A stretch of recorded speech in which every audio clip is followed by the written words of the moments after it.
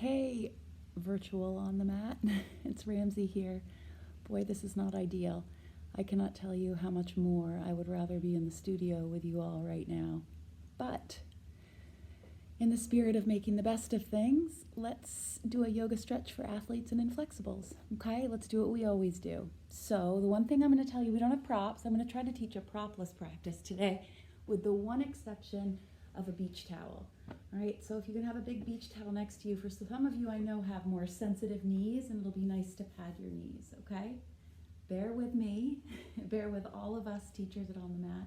As we get used to this new medium, we're gonna get better and better at it, all right? So lie down, all right? Let's start lying down and pull both knees into your chest, all right? And once those knees come in, rock a little from side to side, because automatically when the knees come in, the low back connects down to the floor. So this should feel like a pretty nice stretch for your low back. And honestly, you guys, we hold a lot of tension in our low back. And I'm sure if you're anything like me, you might have felt a little bit of tension throughout the last week. Right, from here, keep your right knee in, and then straighten your left leg, but don't let your left heel touch the floor, all right? Push through the sole of your left foot even as you squeeze your right knee in. And then do little circles with your right foot. You know, those of you that come to my yoga stretch often know that I start this way, clockwise and counterclockwise with your foot. Point and flex the foot, spread the toes, try to really stretch that foot out. Everything you do with the foot affects the legs and therefore the hips. All right, then switch sides. Left knee comes in, right leg presses towards the front of the room, whatever room you're in, right? Spread the toes and push through the sole of that right foot, but then start to move that left foot around. You might notice that you have more tightness on one ankle over the other, right? That's normal, but the feet really do own the hips. So what's going on with the feet might tell you something about what's going on with your hips. So just sort of notice the foot, try to create some mobility through that ankle, right? And then we're just going to alternate from side to side, right? Hugging one knee in and the other in an effort not just to warm up the hips, but also to warm up the core a little bit. One thing that I think is interesting is if you can think about moving on your exhale breath. So create the movement when you exhale. You can pause on the inhale and move on the exhale. So when we exhale, our belly automatically, or naturally rather, contracts, and it's a good time for movement. It's stable for the low back, right? And you can also think about really stretching out the back of the leg, the straight leg, as you press that foot forward. Right? Do that a few times. Feel your core, feel what's happening as you go side to side, because stuff happens, right? We move, and then different muscles ignite. Some muscles strengthen when we create different movements. Some muscles stretch when we create different movement. Right? And once you've done that a few times, hug both knees back into your chest, put your left foot on the floor and straighten your right leg up towards the ceiling. Now some of you will be able to hold the whole back of your leg, and others of you might just have the fingertips touching the back of the leg. But I'm going to ask all of you to press that foot up towards the ceiling. Try to stretch out the back of that knee, right? We spend so much time with our knees bent when we sit. So it's important to work complete extension of the leg, of the knee, right? And then spread those right toes, look up at your right toes and spread them a little bit. Feel what happens with the foot when you do that. Feel what happens with the back of the leg when you do that, all right? And push your leg into your hands or fingers. Push it forward instead of resisting the urge to pull it back where your tailbone might lift up off the floor. Bum down. And push that leg forward into your hands, and just feel the difference between trying to pull it back and pushing it forward into your hands. Just see what that difference is for you. All right, switch sides. Right foot comes down, left leg straightens, left toes go up towards the ceiling, right? And then work towards full extension of your left knee, even if it means the knee drops, the leg drops a little bit. Press that knee straight, right? And then you decide, keeping the knee straight, you decide how much that foot reaches up. And then push the leg into your hands instead of trying to pull it back. All right, look at your toes, spread the toes like you did on the other side. All right, and then we're going to go side to side like we did earlier. So from here, straighten your right leg, hover the right heel up off the floor, And now lift your head, chest, and shoulders. So you're lifting up, even the shoulder blades come up. And then every time you exhale, you switch. And you don't really have to hold the leg too much. In fact, some of you might decide just to reach forward with your arms. Try not to take your chin in towards your chest. Try to keep the natural curve to the back of your neck. Here's the thing. I say move on the exhale, but sometimes it's nice to get a little bit of momentum, especially if you feel like you need to work some anxiety out of your body. Going faster might not be a bad idea for you right now. Might work more core. Sometimes I feel like working a little more slowly is actually harder. What I'd love is for you guys to try both and figure out which one works best for you. All right, so do this a few times. Feel the core. I can certainly feel my core engaged here. You can see my knees are bending a little bit. See if you can really work straight legs. That's the challenge. Unless you have low back issues, and then it feels better to have a slight bend to your knees, especially while you're working. Neck issues, do the same thing with your head on the ground. All right, you can still work belly muscles, but have your head on the floor. All right, pull your knees into your chest. All right, good. Rock a little from side to side. All right, put both feet on the floor. Take your right knee back into your chest and do half happy baby.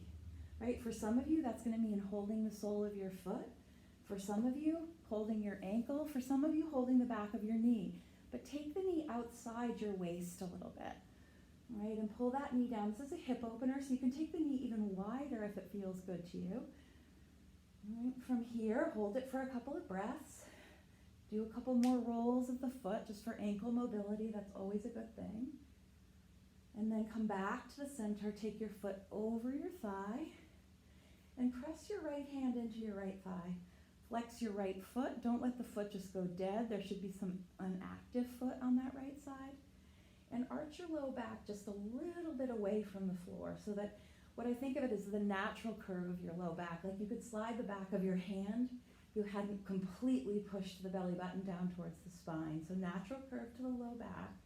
And then what's challenging is to keep the natural curve to your low back as you pull your left knee towards your left shoulder. So here's the thing. You can stay with the foot on the floor and press your hand into your inner thigh, work that low back curve. This might feel like a really good hip opener for you. Taking it up a notch is pulling that left knee in the direction of your left shoulder. Right? And now keeping the natural curve to your low back, so letting your tailbone drop forward. You can think about aiming your pubic bone towards the wall in front of you, and then close your eyes. Close your eyes and take 3 rounds of breath. Right? Pay attention to every breath in and every breath out. We do not focus on breathing enough. We move through most of our day without focusing on breath.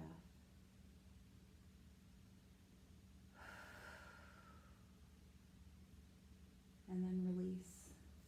Take both feet to the floor and pause. Right?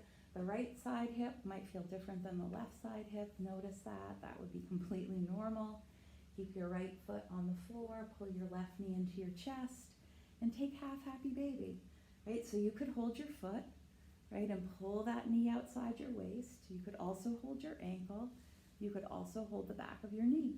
And just take it out to the side a little bit. The hip's a ball and socket joint, so there's movement of the femur bone, which is the big thigh bone, right, within the bowl of the hip socket, right? So you can kind of move it around a little bit and see what your level of mobility is there today, right? It'll be different tomorrow probably. Right? And just get a sense of that. And then take that left ankle across that right thigh. All right, and spread your left toes. Right, and then take your hands to your left inner thigh and give it a little bit of a push, arching your low back just gently away from the floor so that, again, that natural curve of the low spine is there. Right, if you flatten the curve of your spine down into the floor, you wouldn't be able to put your hand underneath your low back. But you let that back arch just into its natural curve so you can feel that. And then you keep that as you work this, either keeping that right foot on the floor or picking up the back of the right thigh and pulling the right knee to the right shoulder. Right, and then you come up And you move your pubic bone towards the wall in front of you so that that arch comes back to the low back, right? And you breathe, you close your eyes, right? And you let be whatever you feel, right? And it becomes more about breathing than any kind of shape that you're trying to hold.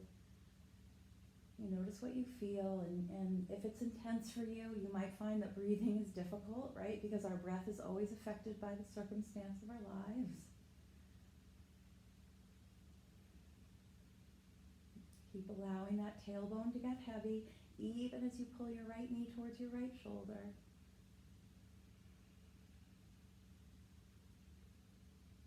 Take one more breath in and out. And then release.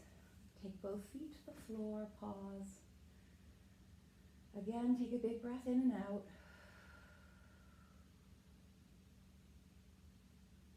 And then roll over to your right or left side into a fetal position.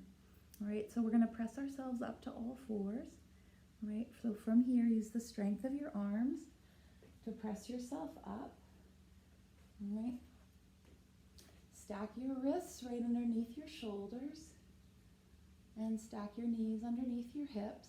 Let's just move through cat and cow. I think it's a useful thing to do after you've been lying on your back. So breathe in and lift your chest. Cow. This is cow pose. It's a little bit of a back bend. Draw your shoulders back and lift your sitting bones a bit. And then as you exhale, draw your chin in towards your chest, tuck your tail under you, and arch your back like an angry black cat. And then just move between the two. All right, you really can't get this one wrong. Okay, what you're doing is flexing and extending your spine. And it's your muscles creating the movement. You're certainly welcome to linger and cat or cow. I think a lot of us like cat pose. That stretch across the shoulder blades feels good, and the stretch of the low back feels good. And you can certainly linger there if you feel that's beneficial for you, right? And then after you've done a couple more rounds of that, I think I need to get my hair out of my face. And I think this mane is a little wild. So you're going to come back down onto all fours, right? And you're going to reach your right arm towards the wall in front of you, right? Press off the floor with your left hand. Get really strong and meaningful through that left arm, which is holding you here. Don't let that right arm drop down, and don't let your head drop down, right? Try to keep strong in this arm, and then add your left leg. So opposite arm and leg extension, right? Now, let's think about breath a little bit. On an exhale, bring your right elbow and your left knee together under you. Bring your chin in towards your chest, and then breathe in and get long. Do that 2 more times. Exhale, knee and elbow come together. Inhale, get long. Exhale, knee and elbow come together. Inhale, get long, long, long, long. Reach. Play tug of war with your spine. Good. And then come back down to all fours. It feels sometimes good to take another round of cat and cow. Right? And you can do that now. And then settle into the other side. Right arm, right hand stays down. Left arm reaches forward. And then once you feel like you have your balance, reach your right leg back. So left arm forward, right leg back. There's that tug of war action through the spine, pressing the floor away from you. And there's a lift of the low belly. So you feel your low belly muscles supporting your low back like a tray. Right? On an exhale, knee and elbow come together. Breathe in, get long. Exhale. Breathe in, get long. Exhale, breathe in, get long. Exhale, come to all fours. Right, one of my favorite poses is that knee down side plank pose because I think it's a great hip opener. So what we'll do is we'll start on the right side. You can see I angle my right foot behind me a little bit for better stability. And then I'm going to come forward a little bit. So right foot comes out to the side, left leg straightens. And then left arm goes up towards the ceiling. Roll your right buttocks under you a little bit, even as you start with that left foot down, rooting into the floor. Really roll the hips under you. Open your chest towards the ceiling. And there are all sorts of ways that you can go here. You can float that back foot up off the floor. can grab that back foot. If you get the foot, you can feel the back bend come into your chest, and there's always a little bit of wobble. And I always think about the wobble being an opportunity to get stronger. Right? You hold for as long as you can while you're still breathing. Don't hold your breath. Press that right hand into the floor. Release, and come back down. All right. It is hard to talk your way through a whole yoga class. I'm sorry if I feel a little out of breath or sound a little out of breath. All right, left foot. Right foot comes down, arm comes high. Right, and then from here, really roll your hips towards the wall that you're looking at. Right, so that you feel an opening. It's in this bottom hip that you should feel a bigger opening. Right, and then you decide, maybe that back foot comes up. Maybe you catch the foot. If you catch the foot, it's a back bend. You can roll your chest up towards the ceiling, but keep rolling that bottom hip under you a little bit. And by the way, it's totally fine to keep that foot on the floor and work the pose here. Because again, we're doing this because it's a little bit of a hip opener. It's also a nice chest opener too. All right? And then when you're ready, you come back down and around to cat and cow.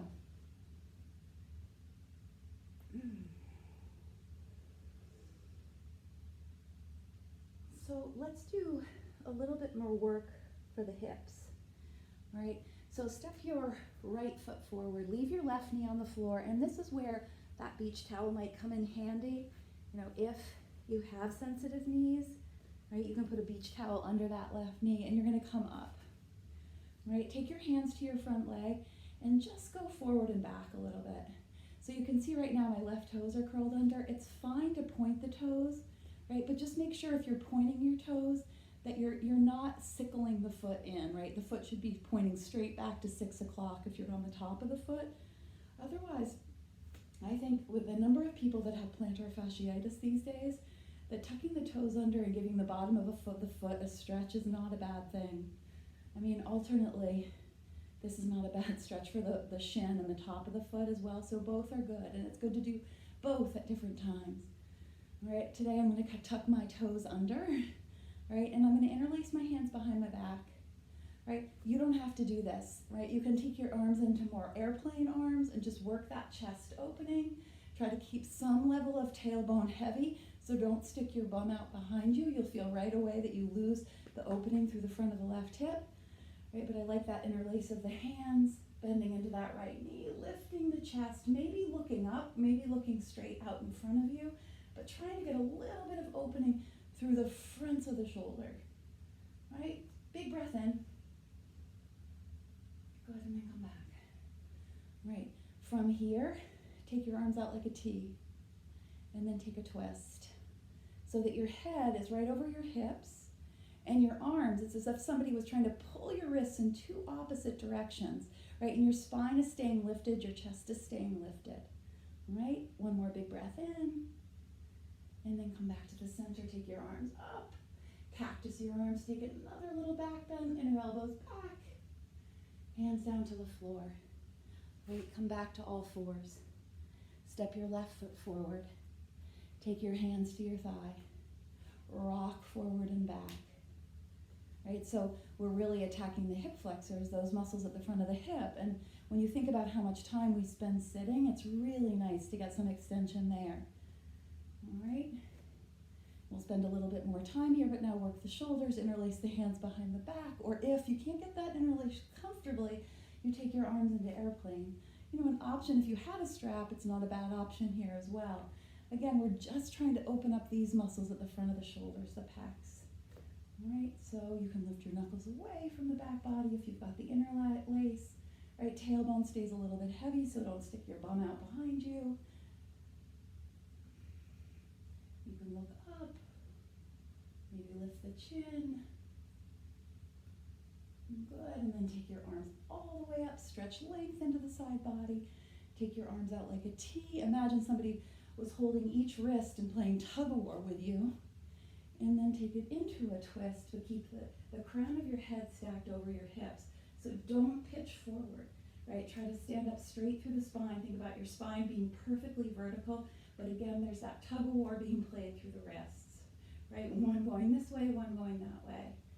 Don't stick your bum out behind you. Keep a heaviness to the tailbone. Take one more big breath in. Lengthen the spine. Lift.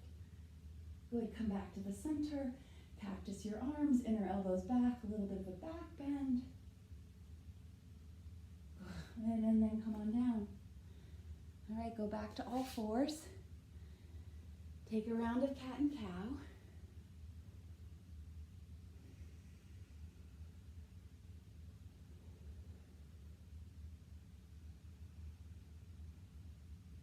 Also take your hips side to side a little bit. That might feel like a good choice.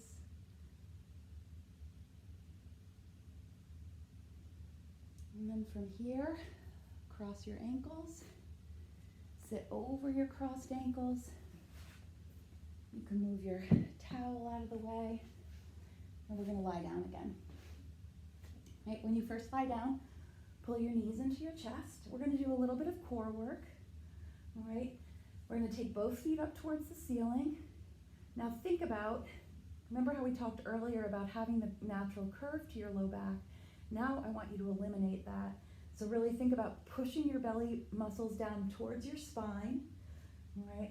And keeping that, hands by your sides. One little thing, if you have any kind of low back issue, you're going to sit on the backs of your hands so that your low back naturally flattens into the floor, okay? For a little bit more challenge. Hands by your sides, palms down. Don't feel like you have to do the challenge though. All right, legs as straight as you can get them, like a mermaid tail, so legs together. All right, we're gonna take a breath in, and we're gonna lower the legs about a third of the way to the floor and pause. All right, and then we're gonna take a breath in, and we're gonna lower another third of the way. And we're gonna take a breath in.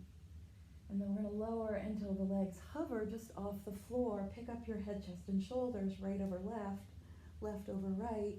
Come back to the center, head down, knees to chest. All right, so we'll do that a few times. It's a lot of core.